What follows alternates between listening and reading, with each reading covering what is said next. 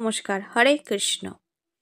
আজকে জানব ঋষি, মুনি, সাধু ও সন্ন্যাসী এদের মধ্যে পার্থক্য কী বা এদের মধ্যে তফাৎ কী।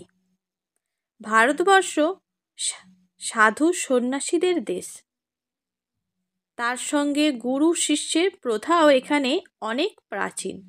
তবে ঋষি, মুনি, সাধু ও সন্ন্যাসী এরা কিন্তু সবাই কিন্তু এক নন। জেনে নিন এদের মধ্যে পার্থক্য কী। সনাতন ধর্মে সাধু, সন্ন্যাসী ও গুরুর বিশেষ মাহাত্ম্য রয়েছে।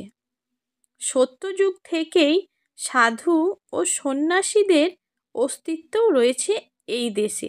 সত্যযুগের পর ত্রেতা যুগ, দ্বাপর যুগ পেরিয়ে এখন আমরা কলিযুগে সাধু সন্ন্যাসীরা তাদের আপন মহিমায় বিরাজমান।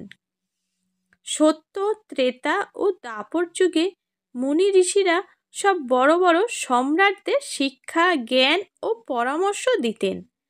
এমনকি রাজ্য কিভাবে চালনা করতে হবে সেই বিষয়েও রাজাদের উপদেশ দিতেন আচার্যরা। সমাজকে ধর্মের পথে ও ন্যায়ের পথে চালনা করতে এদের উল্লেখযোগ্য ভূমিকা ছিল সেই সময়। প্রাচীনকালে বড় বড় ঋষি মুনিরা অনেক মূল্যবান শাস্ত্র ও পুঁথি রচনা করেছেন। সেই সব শাস্ত্রে আজও আমাদের জীবনের পাথেয়। আজও আমাদের দেশে সাধু সন্ন্যাসীদের প্রতি সাধারণ মানুষের মনে অটুট আস্থা ও বিশ্বাসও রয়েছে। সাধু সন্ন্যাসীদের অনেকেই গুরুর মতো শ্রদ্ধা ও সম্মান করেন। তবে জানেন কি, যে সাধু, সন্ন্যাসী, মুনি ও ঋষি এক নন। এদের মধ্যে উল্লেখযোগ্য অনেকটাই তফাৎ রয়েছে।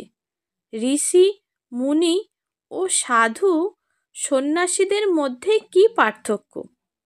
ঋষি, মুনি, সাধু ও সন্ন্যাসীর নাম শুনলে আমাদের মনে একটাই চেহারা ভেসে ওঠে।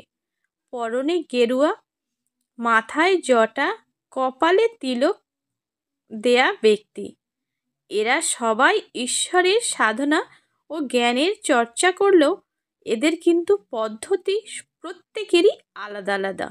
জেনে নিন এদের মধ্যে কি তফাৎ রয়েছে।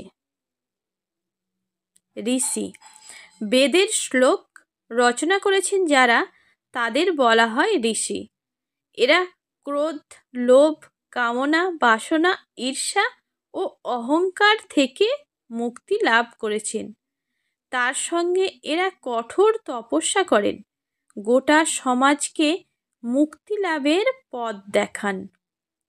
মুনি মুনি হচ্ছে যে বেদ ও অন্যান্য শাস্ত্র পাঠ করেছেন যিনি, তিনি হলেন মুনি।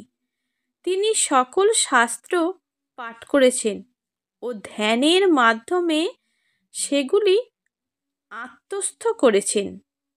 মুনিরা মৌনতা অবলম্বন করেন, অর্থাৎ এরা কথা বলেন না, এনারা কঠোর তপস্যা করেন।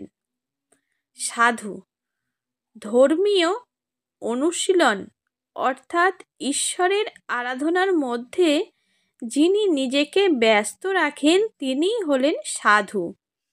এরা সব রাগ, লোভ, ঈর্ষা থেকে মুক্তি লাভ করেন।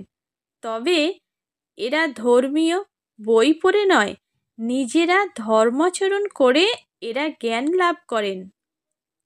সন্ন্যাসী সর্বদা সত্যের পথে চলেন যিনি, তিনি হলেন সন্ন্যাসী। এরা নিজেদের জীবনে সত্যকে উপলব্ধি করেন। যেমন রবিদাস, তুলসীদাস, কবির দাস এরা সবাই ছিলেন সন্ন্যাসী। এরা জগৎ সংসার ও ধর্মের মধ্যে সংযোগ রক্ষা করেন। সন্ন্যাসীরা নিজেদের সৃষ্টির মাধ্যমে সাধারণ মানুষকে ঠিক ও ভুলের পার্থক্য করতে শেখান। হরে কৃষ্ণ। সকলে ভালো থাকবেন।